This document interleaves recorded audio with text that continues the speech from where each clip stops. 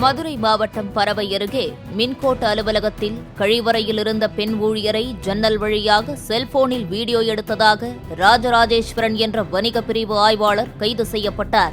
அவரது செல்போனை போலீசார் பறிமுதல் செய்து சோதனை செய்ததில் அவர் மேலும் பல பெண்களை ஆபாசமாக வீடியோ எடுத்து வைத்திருந்தது தெரியவந்ததால் தொடர்ந்து விசாரித்து வருகின்றனர். பிளே ஸ்டோர் மற்றும் ஆப் ஸ்டோரில் இருந்து பாலிமர் செயலியை QR கோடு மூலம் பதிவிறக்கம் செய்யுங்கள். செய்திகளை உடனுக்குடன் பெறுங்கள்.